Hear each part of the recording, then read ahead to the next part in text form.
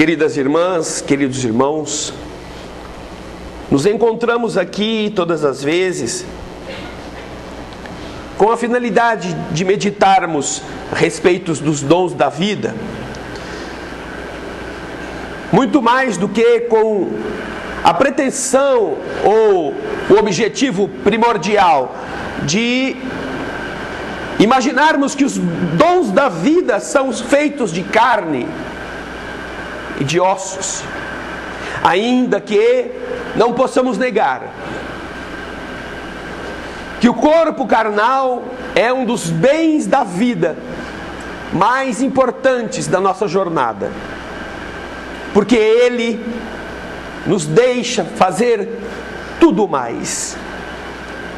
Na dimensão material onde estamos, a realidade física corresponde à ferramenta do escultor, ao bisturi do médico, ao giz na mão do professor. O corpo carnal é para cada um este convite a algo importante. E é por isso que quando nos encontramos aqui, muito mais do que falarmos de doenças, procuramos falar de cura.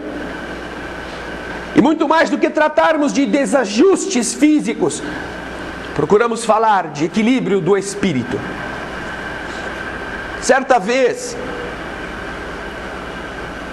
um rapaz evangélico mudara-se para uma cidade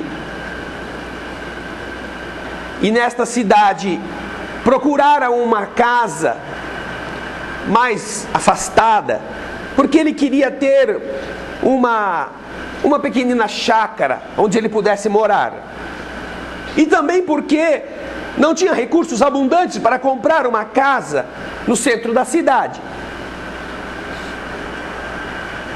E assim que ele se mudou, depois de ter encontrado um terreno quase abandonado, uma casa caindo aos pedaços, que pôde adquirir por um valor bastante pequeno, ele logo foi à igreja, no culto dominical, apresentou-se ao pastor, falou com o pastor que ele estava morando na cidade há pouco tempo, e que quando fosse possível ele faria questão que o pastor visitasse a sua nova moradia. E enquanto isto acontecia, ele trabalhava no terreno da sua chacrinha, derrubava o matagal que havia crescido, retirava as toceiras que foram se formando naturalmente, sem que ninguém as organizasse, circundava as árvores com pequenas covas e protegia os seus troncos, pintando-os de branco para evitar o ataque dos insetos. E enquanto isto, cuidava da casa. Uma casa, como eu já disse, quase que em ruínas. Precisava trocar as portas, precisava renovar a pintura, colocar vidros novos, porque estavam todos quebrados, arrumar o telhado, cujas plantas também já tinham tomado conta.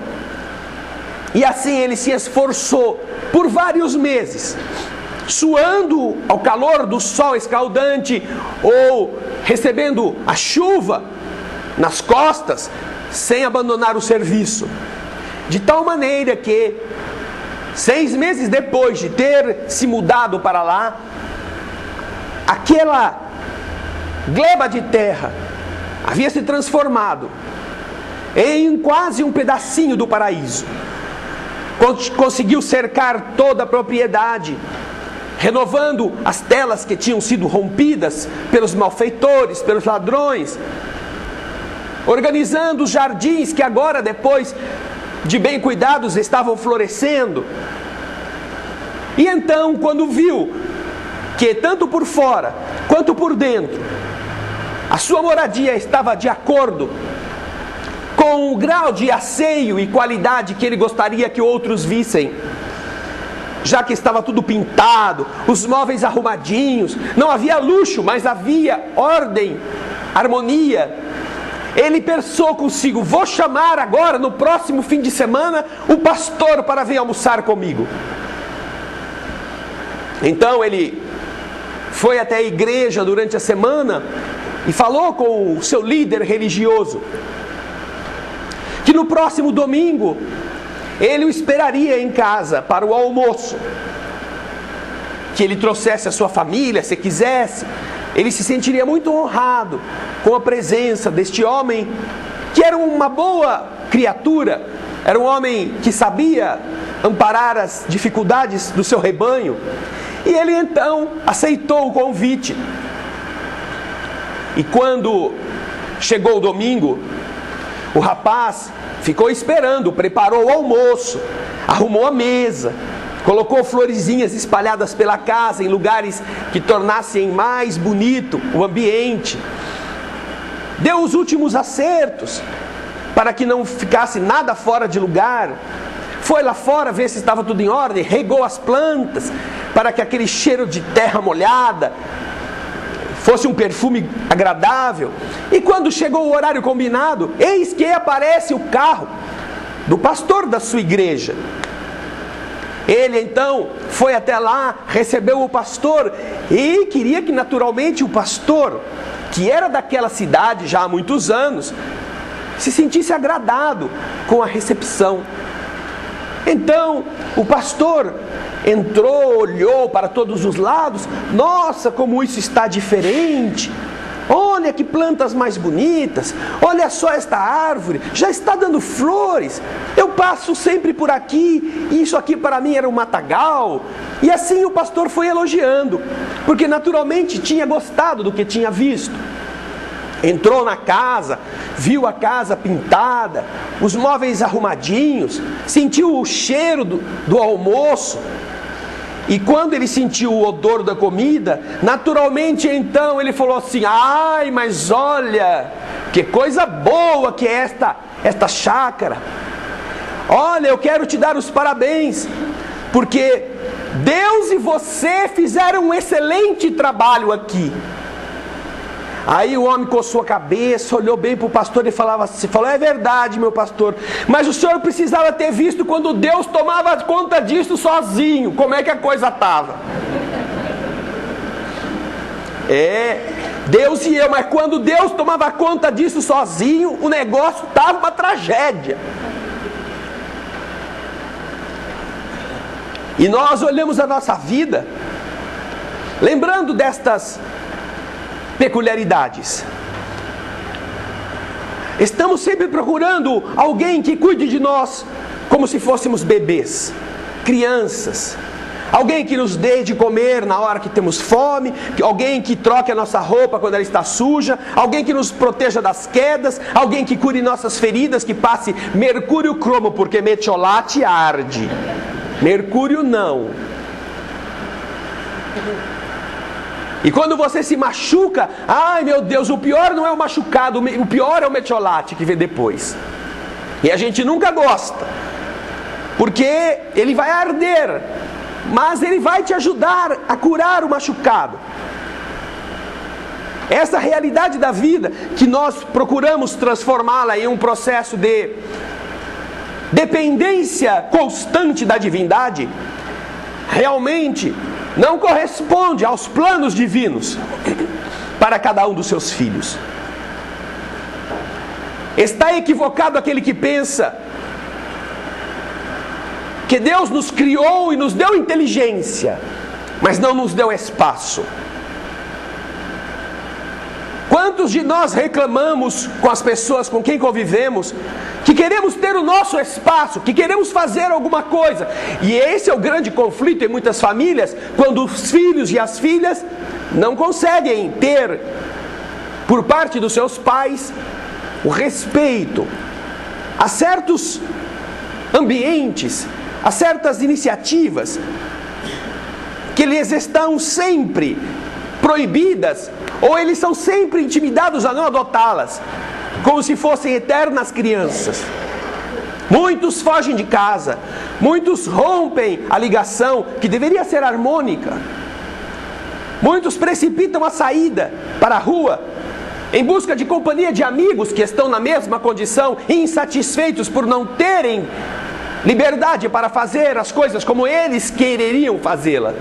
E então se unem, e aí cada um leva a vida do jeito que bem entenda, sem que ninguém interfira um na vida do outro.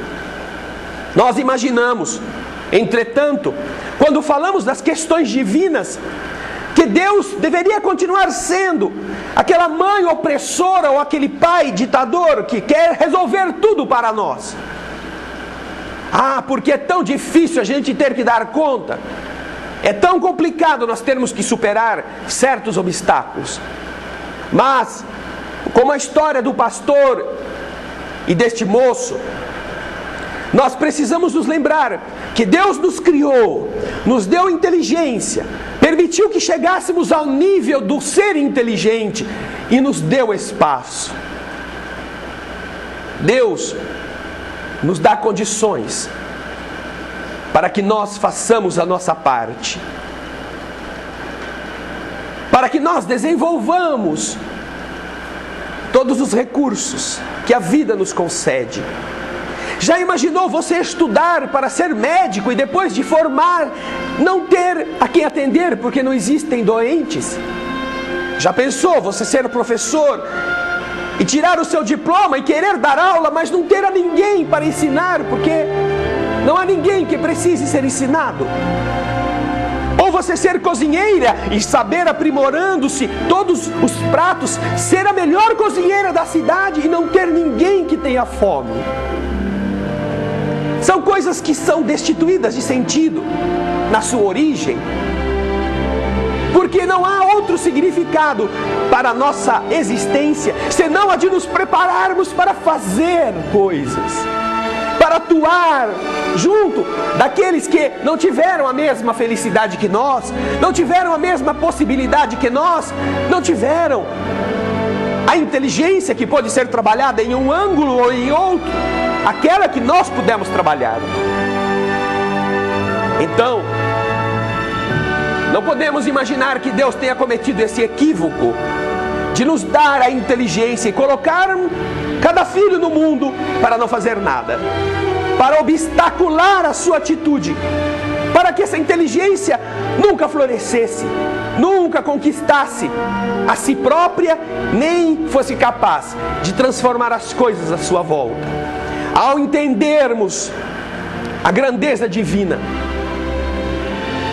ao compararmos nossa forma de criar os filhos, quando os criamos de maneira consciente, que é aquela de fornecer todo o material importante para que o filho ou a filha se qualifiquem, mas para que depois eles voem, eles produzam, eles se desenvolvam. Nós entendemos como muito mais pai do que o ser humano é o Criador que nós temos, como muito mais genitor, não de corpos, mas de almas. É este que soprou um boneco de lodo,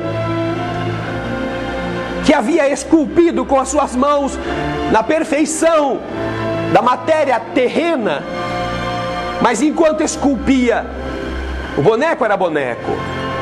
Mas no momento em que é perfeito, o Senhor satisfeito sopra na poesia do Gênesis, nós encontramos a ideia de que o lodo se converte em homem. E essa expressão homem é decorrência exatamente dessa origem, humus, adubo, lodo, soprado pela ânima, alma, pneuma, do grego, hálito de Deus, que aí sim confere vida àquele monte de adubo,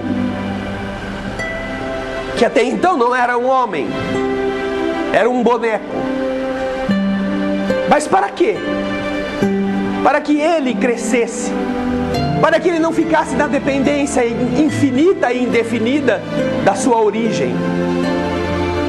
E é por isso que na terra ainda muitas pessoas sofrem, porque não descobriram que foram feitas para fazerem. Imaginam que foram feitas para sofrer, foram feitas para adoecer, foram feitas para morrer, foram feitas para reclamar, foram feitas para brigar, foram feitas para conquistar coisas. Não, nós fomos feitos para fazer. A gleba divina está esperando, com o mato crescendo, a relva cobrindo por falta de zelo, e nós vivendo no meio dela, convocados a fazermos por ela alguma coisa, como expressão deste sopro celeste dentro de cada um. Imaginarmos-nos como um amontoado de células, sem função a não ser a de reclamar. Isso corresponde à nossa imaginação do que seja, ou do que deva ser, o melhor para cada um, que pode ficar sem fazer nada. Raros de nós, quando falamos com Deus, nas horas difíceis, dos problemas da vida, nós lhe dizemos: Senhor, eu sei que eu não estou fazendo nada ainda, e eu sei que o meu não fazer nada ainda produz este sofrimento, mas me ajude a eu conseguir superar a minha inércia. Deixa eu lutar, porque eu sei que enquanto eu não aprender o que a dificuldade me ensina, eu continuarei a passar por ela. Mas quando eu a tiver aprendido, naturalmente tudo terá desaparecido. Porque você não castiga, você não pune, você é a mão amiga que ergue, que ilumina, que ensina, que orienta. E então perguntamos para nós mesmos: onde estão a gleba, o terreno no qual ou nos quais poderemos trabalhar, fazendo a nossa parte? Naturalmente que a história tem um cunho simbólico, mas não deixa de ser uma verdade. Cada um de nós tem um terreno abandonado, um terreno que já foi negligenciado por muito tempo, um terreno que está em contato com outros. A tarefa que nós temos que cumprir está vinculada a este terreno, a gleba que precisamos ajudar a melhorar. É esta que nos recebe em cada encarnação, a vida individual, que nesse instante poderá ser melhorada ou piorada, segundo a maneira pela qual nós nos posicionarmos diante dela. Ai, mas eu tenho um filho problema. Posso dizer, sem medo de errar, que Deus, somente na terra, tem quase 30 bilhões de filhos problema, e que Jesus tem que cuidar de todos eles, sem dar um pio, sem dizer eu estou cansado. Já imaginaram Jesus tirando um feriado para descansar? A tragédia que ia ser. Já imaginaram Jesus com direito a emendar um feriado, se só com um dia de descanso já ia acontecer tanta coisa ruim? Imagina o Senhor: hoje eu também tenho direito, eu também sou filho de Deus. E é verdade, não há ninguém melhor do que Ele para ser considerado filho de Deus. Mas, para nossa sorte, isso não acontece. Sabe por quê? Porque quanto mais filho de Deus a gente entende que é, mais a gente quer se esforçar para não pesar em Deus, obrigando-o a fazer aquilo que nós poderíamos estar fazendo. Mais e mais, nós nos damos conta de que o amor que devemos ao Pai é exatamente contrário a este que às vezes a gente fica querendo. O amor nos empurra a fazermos da nossa parte o que nós podemos fazer para diminuir os problemas, a não esperar que Deus baixe a terra com arados, com tesouras, com foices, e Ele faça a faxina. Ah, mas o meu problema é o meu marido. Por que escolheu ele? Com tantos por aí dando sopa. Por que foi justamente pegar esse mico? Sabe aquele baralho, aquele jogo, o mico? Ai, eu fiquei com o mico. Mas quando você ficou com o mico, amava o diabo, que era uma coisa. Gostava tanto do mico. Ele era lindo para você. Porque você também gostava dele. Você também não tinha ficado com raiva das coisas erradas que ele fez. E a mesma coisa, o vice-versa também vale. Mas se você acabou ficando com ele, ou se você o elegeu, ou a elegeu, você está com a oportunidade de demonstrar se você é um bom ou não zelador, porque aquela pessoa é uma gleba de Deus. Esta pessoa que a gente agora não tolera mais, que a gente não tem mais sequer um gesto de afeto, um gesto de carinho, porque nos dá muito problema e porque não nos ajuda em nada, ou não nos dá afeto também. Essa é a gleba do Senhor. A alma alheia que está do seu lado, como seu ente amado de um dia e odiado do resto da vida, como o seu filho problema, como a sua filha rebelde. Eles são, ainda que não saibam, porque não precisam saber.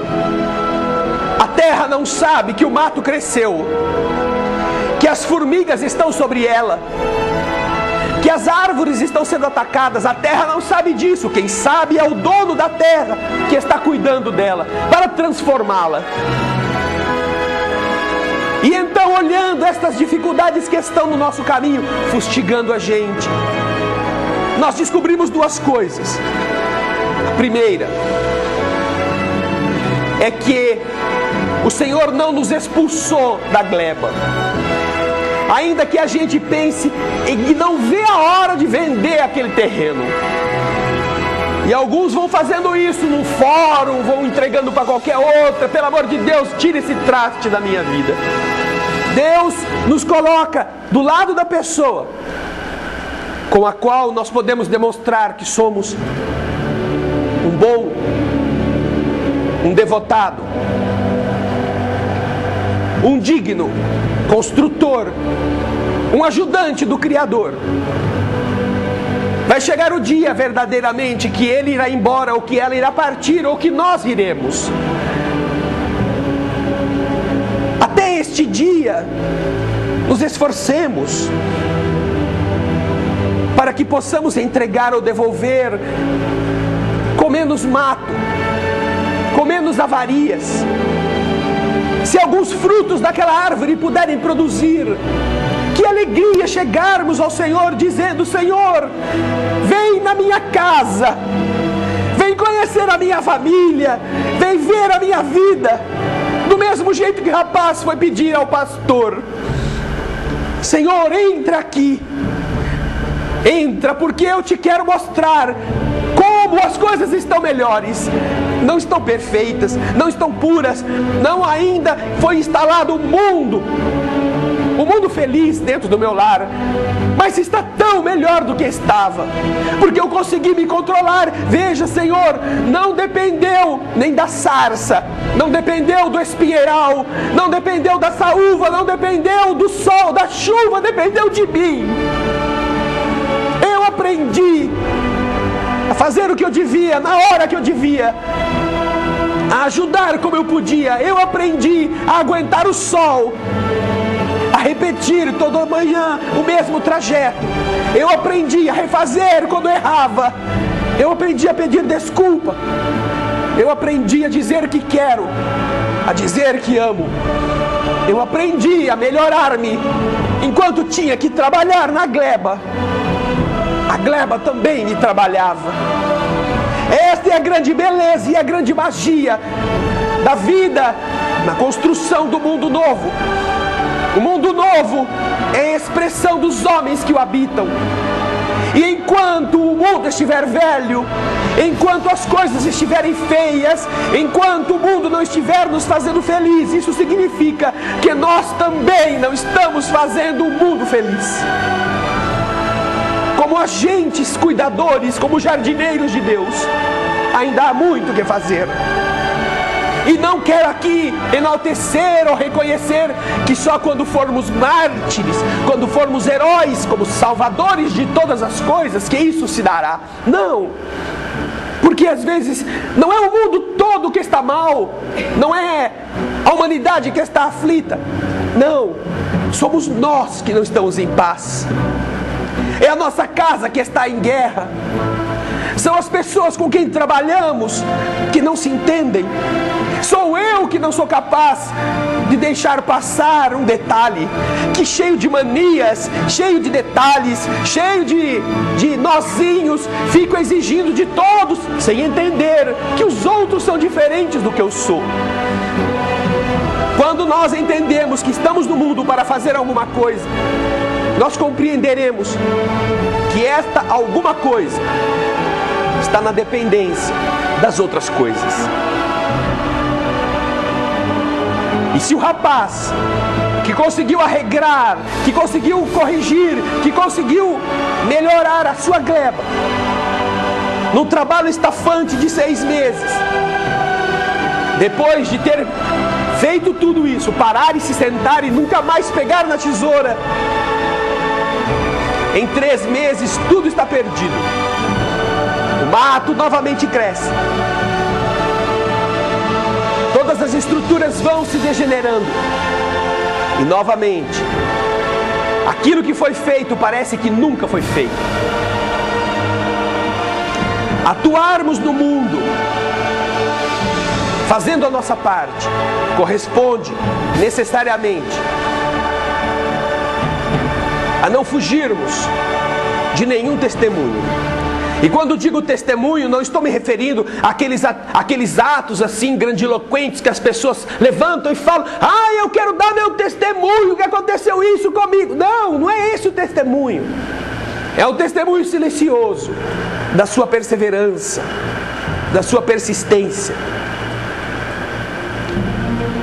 da sua coragem. Esta que Deus colocou em cada filho, não para fugir do trabalho, mas para que ele aprendesse que no trabalho ele se melhoraria, no trabalho ele se curaria, no trabalho ele venceria, ganharia muito mais do que o salário, ganharia muito mais do que qualquer vantagem dessas que nós chamamos materiais. Ele ganharia a vida que ele ainda não descobriu, a vida que ele ainda não sentiu, a vida de sentir-se capaz. Como é capaz de se sentir assim qualquer pessoa que, entendendo os seus limites, consiga vencê-los?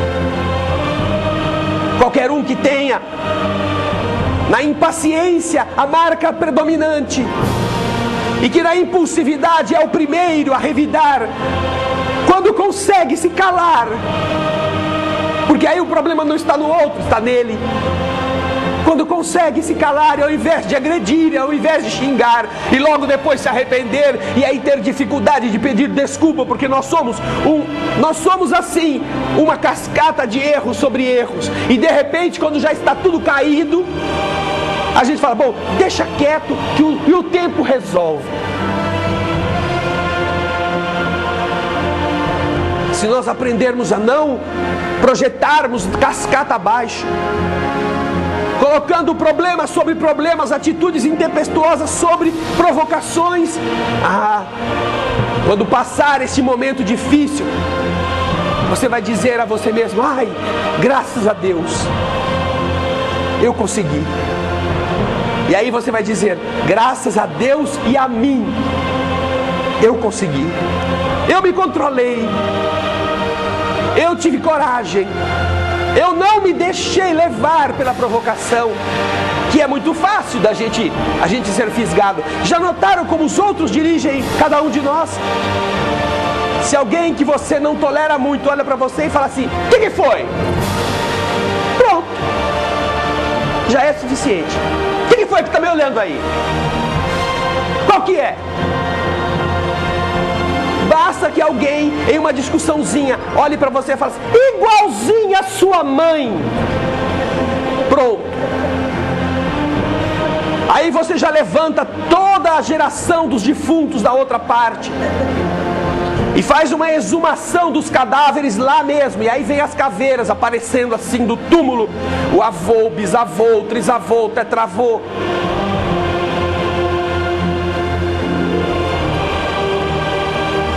Quando você, entretanto, sabe que isto é uma provocação que mexe aonde você tem um ponto fraco, o problema não é a provocação, o problema é o ponto fraco.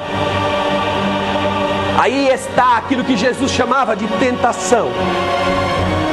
A tentação não é a mulher despida, nem o homem atraente. Um dia, Chico Xavier estava visitando um amigo num hotel, se não me engano, na cidade de Belo Horizonte.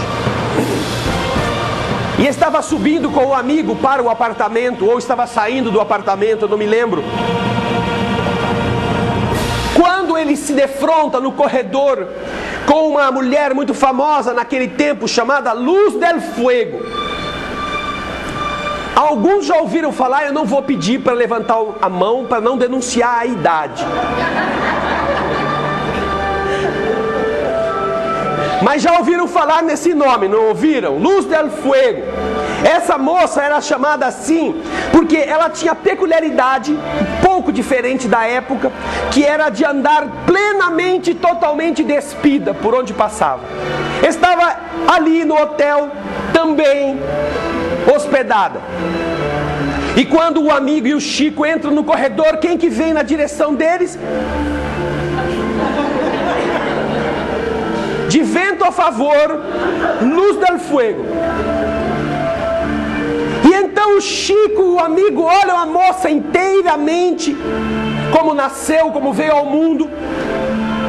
E Chico, não lhe ocorre outra coisa de dizer para a moça: minha filha, mas você andando desse jeito vai acabar pegando uma pneumonia.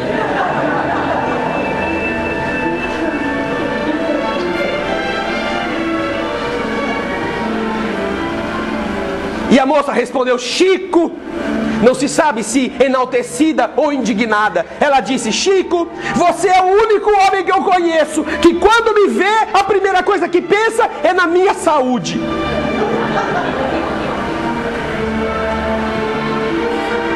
Porque isso estava nos olhos dele. Ele via o que seu coração queria ver. E isso ela sabia, que poucos homens eram capazes de vê-la e pensar nela, na saúde dela. Então, observando as questões da vida, nós entenderemos que é pela maneira como nós nos comportamos é que nós denunciamos onde estão as tentações em nós. Para Chico, vê-la despida não o tentava. A tentação não era esta. Talvez ele tivesse outras que nós não sabemos, mas com certeza as teve muitas em muitas etapas da sua jornada. Mas a fragilidade da nossa maneira de ser é denunciada nos pontos em que nós acabamos sendo manipulados pelos outros. Quando provocados, quando testados, quando convidados a certos padrões de comportamento. Há pessoas que às vezes dizem para mim: eu queria parar de fumar. E eu falo: já que você queria, não quer mais, então não vai conseguir nunca. Não, eu quero. Ué, então é fácil. Ai, mas eu já tentei tantas vezes. O que eu mais gosto de fazer é parar de fumar, porque eu já parei de fumar 38 vezes. Porque volta, né? Entenderam, né? Para e volta. Na verdade, o que ela mais gosta é de voltar a fumar, não de parar de fumar, né? Aí eu falo, mas é muito simples, ninguém te contou. Não, contou o quê? Ah, mas tem uma fórmula muito fácil de você parar de fumar. É mesmo? Puxa, mas ninguém me falou nada. É, mas você quer que eu te fale? Ah, eu quero. Você quer parar de fumar? Eu quero parar, eu vou parar. Então, a coisa mais fácil é você mudar de marca de cigarro. Como assim? Mudar de marca? Eu já mudei de marca várias vezes. Não. Você precisa mudar a marca para um cigarro mais fraco. Mas isso funciona? Funciona. Porque esse cigarro que você está fumando, olha como ele é bandido. Esse cigarro é maldoso. Você está sozinho na sua casa, tranquila, descansando. Ele sai lá da venda, vem andando sozinho. Vou procurar, cadê o fulano? Ah, ele mora aqui. Ah, é aqui que ele mora. Bate na porta, ninguém atende. Então o cigarro passa por baixo da porta. Sai o maço lá debaixo da porta, cadê a fulana? Quando te encontra, ele mesmo rasga o papel, já pula aceso um dele na sua goela e fica jogando o cigarro para dentro, a fumaça para dentro, e você tendo que pôr a fumaça para fora. Esse cigarro é violento. Mesmo que você se esconda dele, ele vai te achar. Então, muda para um outro mais fraquinho. Um que não saia da venda, um que fique lá na prateleira, que não vai atrás de você, que não ande, que não se acenda sozinho, que não empurre a fumaça para dentro do seu pulmão. Aí você para de fumar. Aí a pessoa cai na real, né? Que na verdade o cigarro está lá, é ela que vai até ele. Não é ele que vem até ela. Você quer parar de fumar? É muito simples, não vá até ele. Ai, mas é que... É que... Aí é o problema. Até que ponto você deseja realmente parar? Porque não existe luta contra a tentação que não esteja envolvendo a vontade. E é aí que a maior parte da humanidade está doente na vontade. Porque diz com as palavras que quer uma coisa, mas quando, e eu fico nervoso. Tem gente tão alucinado por causa disso que não consegue dormir se descobrir que, tendo um maço de cigarro cheio, não tem outro guardado na gaveta para a madrugada. Vai que dormindo ele acabe com o maço, porque fuma dormindo, né? Aproveita o ronco para encher o pulmão. Mas se ele descobre que na escrivaninha ou ali no criado mudo não tem outro maço fechado, aí ele levanta, vai buscar o maço para ter certeza de que não vai lhe faltar cigarro. É claro que a dependência química produz malefícios e impõe ao espírito certos comportamentos. Mas boa parte dos que querem parar de fumar, que não estão nessa dependência tal, bastaria que não fossem atrás. Bastaria que não se dispusessem a realizar isso. E assim com todos os tipos de fragilidade. Ah, eu quero tanto emagrecer e não consigo. Tá bom. Se você tem um problema hormonal, você tem que naturalmente fazer um tratamento, tomar remédio. É alguma coisa que às vezes o seu organismo tem uma propensão. Mas você pode, mesmo assim, lutar para isto, através do remédio, através de ginástica, através de diminuir a ingestão de alimento. Não existe outra maneira milagrosa. Você tem por fora aquilo que você põe por dentro. Se você colocar menos coisa para dentro, você terá menos coisa para fora. É muito simples, é uma conta. O seu organismo gasta certa quantidade de calorias. Se você coloca menos caloria para dentro do que ele consome, ele vai ter que consumir o que ele tem. Ele reclama, ele não gosta. Porque você vai descobrir que você está criando um tiranozinho. O seu organismo é um ditadorzinho quando você não lhe dá o que ele quer. E isso é da própria natureza biológica, está no livro dos Espíritos. Aí você diz, não, fica quieto aí, seu gordo, cala a boca, não vai comer não, já comeu o suficiente. ele te dá dor de cabeça.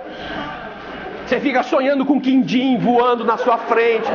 Ele faz você ter alucinação. Ai, um quindizão, pudim de leite condensado. Acorda gritando, meu Deus! Que pesadelo é esse? Ele produz tudo isso para ver se você cede. Sabe, filho chato? Pai, me dá isso. Não. Me dá isso. Não. Me dá isso. Não. Me dá isso. Me dá isso. Me dá isso. Me dá isso. Porque ele sabe que de tanto implicar com o pai, tem uma hora que o cara fala, ai, meu filho, não aguento mais. Vai fazer. Então toma e não me enche a paciência. O corpo sabe que a gente é assim. O nosso sim, sim, sim, sim, nunca às vezes é sim. O nosso não, não, não, não, não, nunca às vezes é não. Depende da insistência. Então o corpo vai produzir em você reações desagradáveis, reações de incômodo, reações que você vai tentar dizer, ai, eu tenho que acalmar esse monstro. Acalme-o com outra coisa. Chupa uma melancia inteira, você vai ver como ele vai ficar estufado. Nada melhor para encher a barriga do que você pega uma melancia e vai comendo. Tá com fome, monstrão? Vai comer melancia. E come melancia, come melancia. Já fica com o estômago bem recheado, né? Dá uma disfarçada na fome e em 5 minutos a melancia foi embora. Porque é água pura praticamente, não é? Não tem caloria, não vai fazer você passar tão mal assim, porque vai estar atendendo. Agora o problema é você dizer para todos os seus amigos que você não sabe o que faz, porque olha, você não come nada e engorda. Olha, respirar não engorda. Não produz gordura, não produz nenhum tipo de estrutura, biologicamente falando, que tenha uma consistência. É alguma coisa que você precisará se lembrar. Então, se você fala para todo mundo e ninguém vê você comendo e você ainda assim engorda, é porque na hora que não tem ninguém vendo, alguma coisa entra. Entra. E aí o povo fala, não é que eu sou sonâmbulo. Eu sou sonâmbulo. Durante o sono eu acho que eu vou lá. E vai sempre na geladeira. Sempre. Se mudarem a geladeira de lugar, ele encontra. Sonâmbulo mesmo. Essas fragilidades do corpo, que a gente acaba gostando delas, porque de uma certa maneira o corpo produz um bem-estar quando ele é satisfeito.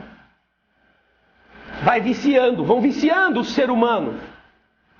Mas correspondem a essas tentações, porque muitas vezes a vida física depende dessa perda de peso. As estruturas da saúde humana dependem da pessoa parar de fumar. Nós conhecemos um irmão que nós atendemos aqui nesta casa, que ia perder a perna, porque tinha uma ferida imensa na perna, desde o pé até quase o joelho.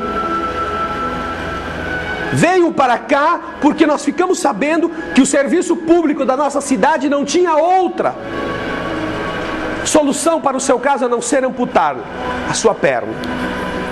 E nós dissemos para o médico que nos contou o caso, por favor, traga ele aqui para que a gente possa fazer um tratamento.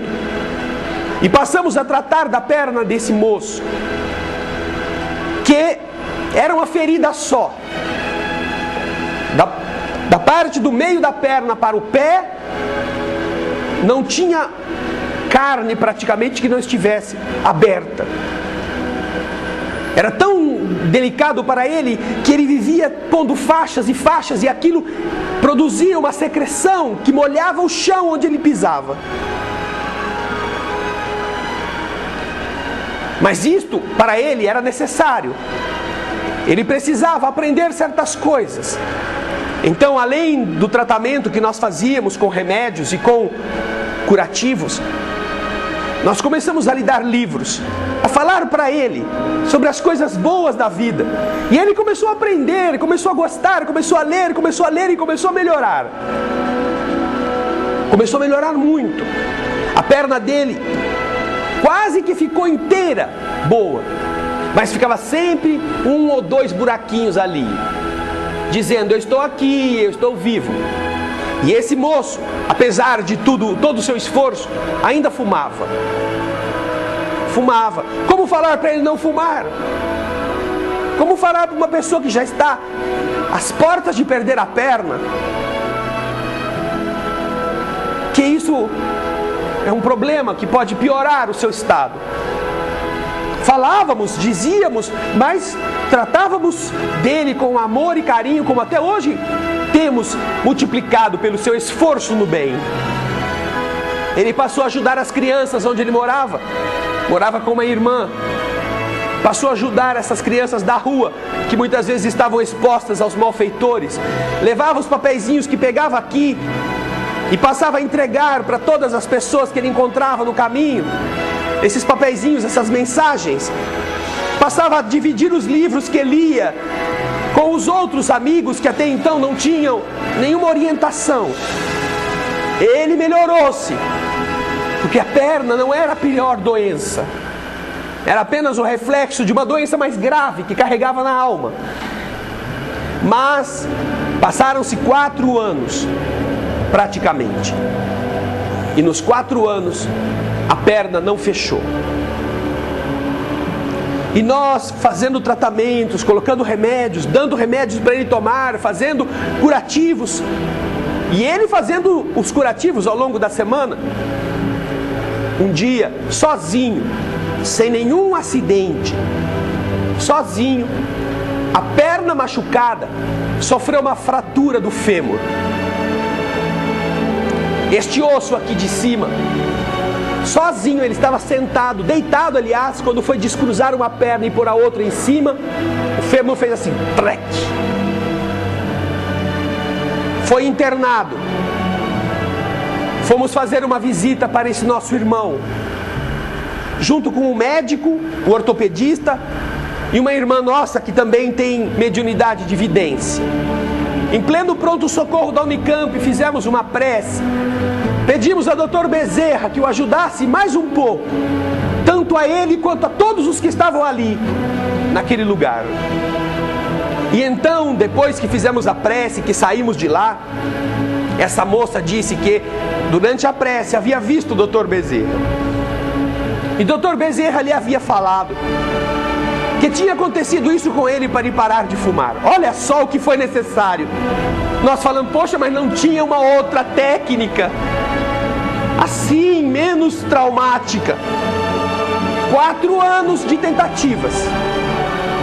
Ficou internado num hospital público de renome, no atendimento, no esforço de melhorar as pessoas, mas tão procurado por tanta gente que não pôde ser tratado logo de cara. Ficou praticamente 30 dias no pronto-socorro, até que chegasse o dia de ir para o quarto e fazer a cirurgia, para a implantação de uma placa. Naturalmente não tinha, aí teve que mudar a marca do cigarro, né? Aí teve que passar a fumar um cigarro fraco, que não saía lá do botequim para ir até o hospital. E ficou os 30 dias sem fumar. E vendo que não sentiu falta, que não morreu por volta do cigarro, nós pensávamos, Senhor, por que não quebrou a outra? Porque essa aqui é onde está o machucado, infectado, daqui a pouco vai operar, vai infeccionar o corte, vai lesar a perna inteira, mas Deus sabe o que faz. Deus sabe onde põe a gleba e nos coloca para trabalhar nela, do melhor jeito que a gente puder. E então, fez a primeira cirurgia. A cirurgia foi muito bem sucedida. Logo, o fêmur estava consolidado e ele não fumava mais. Mas nesse tempo que levou entre ele ser internado com a fratura e sair do hospital e ficar em casa se recuperando, foram 4 meses, 5 meses. A sua ferida fechou inteirinha, sem precisar fazer nenhum curativo mais, sem nunca mais ter vindo aqui. E a ferida nunca mais abriu. Ele nunca mais precisou ter vergonha de de deixar a sua marca no chão quando caminhava, por aquilo que a perna drenava de líquidos pela ferida. E aí a gente entendeu a pedagogia de Deus para ensinar a gente. Às vezes é preciso piorar muito para que de verdade melhore muito. Nós aqui não entendemos isso, porque poderíamos ter deixado por espontânea vontade, sem ter precisado deste problema piorado. E graças a Deus e a Ele, que fez a sua parte, que lutou na própria gleba para não deixar as ervas daninhas voltarem, que não se enganou mais querendo fazer de conta que queria emagrecer de dia e comendo de noite. Graças a Ele, que o Senhor fortificou para que ele vencesse este problema, ele tem a perna inteira e pode andar. Ainda não está livre da bengala, ainda está precisando de cuidados, mas por enquanto pode entender o bem-estar que o corpo recebeu por simples fato de ele não se envenenar. A gleba, queridas irmãs, queridos irmãos, está aberta e cada um de vocês é o trabalhador. Você pode ter alguma doença que a medicina não cure, mas hoje aqui vão atender vocês pessoas que também a tiveram e estão lutando contra ela, servindo aqueles que estão sentados aqui com dores muito menores. Não estão esperando o dia do enterro nem do funeral.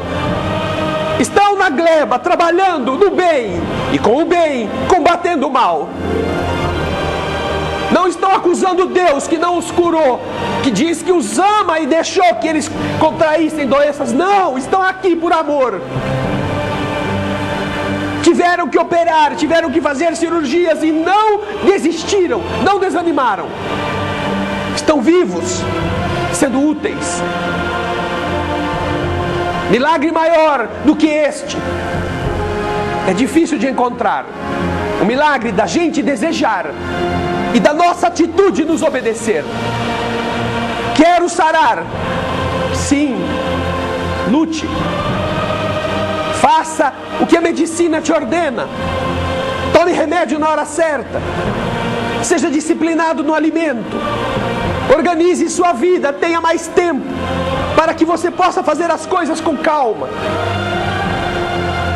Deixe aquilo que te prejudica. Aprenda com a dificuldade. Pegue a tesoura, pegue o enxadão, se espinhe no espinheiral, mas faça a sua parte. Porque esta parte, se você fizer, transformará você em um ser que você nem imagina que você há de ser. E enquanto a gente não faz isso, continua sonhando com o berço, com a fralda e com a mamadeira e com um Deus que venha fazer tudo por nós. Este Deus não existe. No nosso nível de evolução, ele já não existe mais. Existe enquanto os seres não atingiram a idade da razão, como são os animaizinhos, as plantas da natureza, que o Pai vela, que o Pai protege, que o Pai abastece.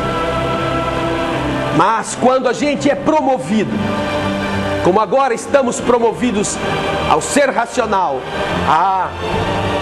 aí a gente já é coautor de Deus. A gente já pode agir no mundo, agir em nossa vida e fazer por nós também alguma coisa. Quando se sentarem na sala de passe para terminar o tratamento que já começou aqui desde que chegaram, lembrem-se de que todas estas questões fazem parte do desafio de viver. Paremos de reclamar da vida. Paremos de reclamar do marido, da esposa. Paremos de reclamar das contas que nós fazemos para pagar no fim do mês. Paremos de fazer contas. Paremos de agredir nossos maridos e nossas esposas. Paremos de agredir o nosso corpo. E só por isso, muitas coisas serão diferentes. A felicidade existe sim. Mas nem sempre a gente apoia onde a gente está. Coloquemos a felicidade onde nós estamos, pelos atos da nossa vontade, fazendo o que é preciso ser feito com alegria, não com sacrifício. É difícil,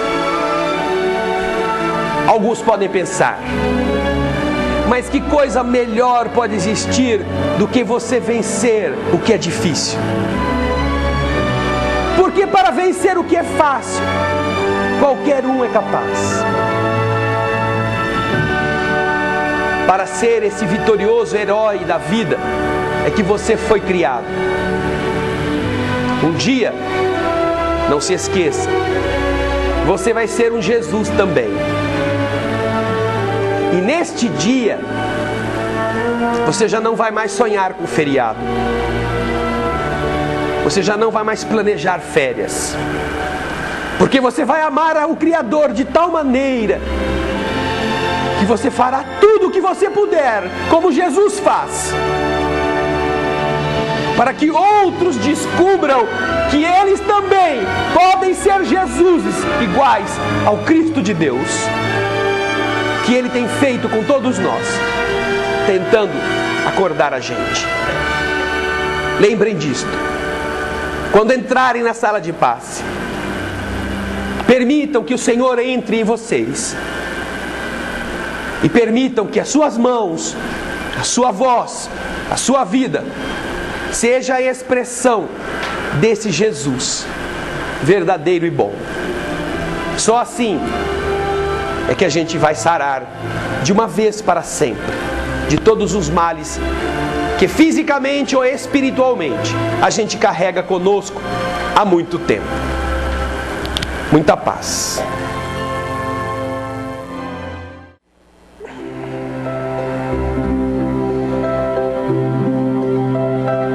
Senhor, nós te agradecemos as bênçãos de mais um dia, estas que muitas vezes nem percebemos, como o valor do que signifique a alegria de um sorriso, de um abraço. Levantamos hoje, às vezes apressados, às vezes atrasados. E geralmente, querido mestre, nós nos levantamos esquecendo do que é que nós conseguimos com o repouso de onde acabamos de vir.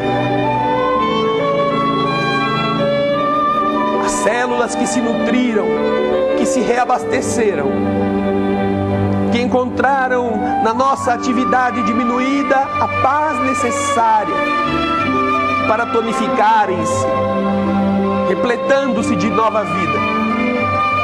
E levantamos e às vezes devoramos o café, sem imaginarmos o que significa não ter o que comer, ou não conseguir ingerir o alimento. Às vezes, Senhor, inexplicavelmente, depois de termos ficado tanto tempo assim apartados do mundo durante a noite, nós nos erguemos e nem cumprimentamos, nem desejamos um bom dia, nem abraçamos com alegria aqueles com quem convivemos. E há ainda aqueles que despertam mal-humorados, aqueles que não gostam de voltar à oportunidade de trabalharem, de lutarem. Ah, Senhor, quantas bênçãos nós temos todos os dias em que a natureza trabalhou para nós, em que a atmosfera está buscando proteger-nos contra todas as nossas agressões, em que os afetos, lado a lado, ainda são tão presentes e tão quentes na nossa existência, que correspondem também a alimentos do bem, que talvez a gente só perceba o quão importantes e sérios quando a gente voltar dos cemitérios, onde fomos sepultar a alma, o corpo destes que nós tínhamos ao lado, sem tê-los valorizado. Há tantas alegrias, Senhor, por este dia, que nós nos surpreendemos de só pensarmos nos problemas que nós temos, de reclamarmos das dificuldades que surgem, de constatarmos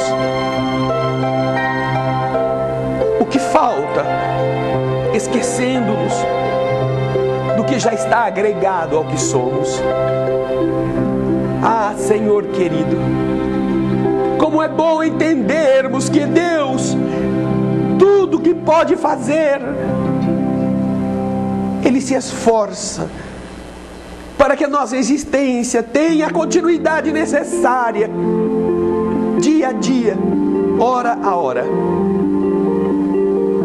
Porque geralmente nós fazemos os planos bem elaborados para 5 anos, para 10 anos. Desejamos ser integrantes de uma profissão determinada. E então vamos jogando a vida, andando nessa estrada, para que o objetivo maior possa chegar. Que a gente consiga se formar, que a gente consiga adquirir a casa dos nossos sonhos, ou realizar este sonho em qualquer outra dimensão. Mas a gente que é capaz de planejar o amanhã tão distante, às vezes nos colocamos invigilantes para a hora que corre, para os minutos que temos que multiplicar, nos esforços que irão por fim não edificar apenas uma faculdade, não conquistar apenas um amontoado de tijolos e telhados, irão transformar o nosso espírito de tal modo embrutecido em algo enobrecido, que se nós aproveitássemos as chances de cada minuto, de cada hora, de cada dia, quem sabe, Senhor, com soberana alegria nós não mudássemos o rumo, nós não estabelecêssemos outro objetivo a longo prazo, por reconhecer que aquele que antes nós tínhamos eleito não seria o melhor jeito de nos sentirmos felizes realmente. Ah, Senhor, ajuda-nos com a Tua lucidez, para que ainda que nós tenhamos dor, que nós tenhamos problemas, que nós tenhamos dificuldades, nossa existência seja um hino de gratidão, um hino de ação, um hino de amor, a agradecer a bondade do Criador por nos deixar ser, por nos deixar crescer e por nos ajudar, nos dando a chance de trabalhar, fazendo a nossa parte na ordem da criação. Por isso, Senhor, nós te rogamos que nos ajude a escutar o que vamos dizer na nossa canção. Oh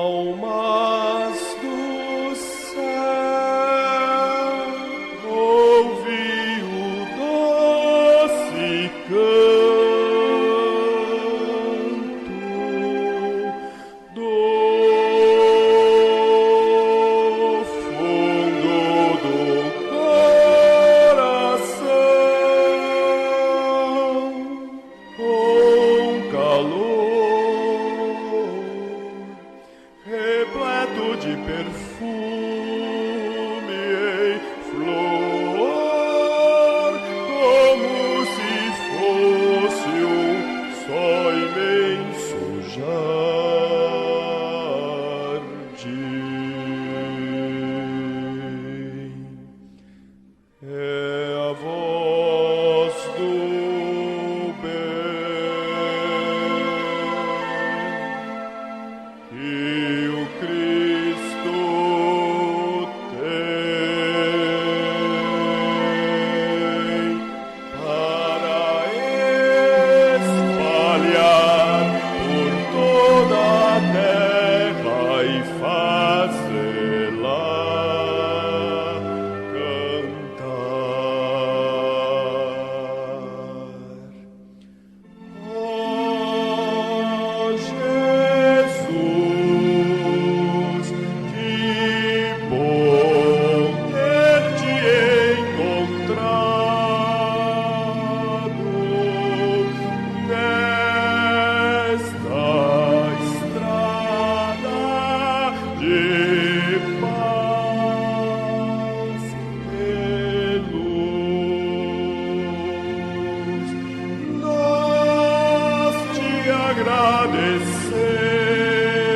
agradecemos e assim queremos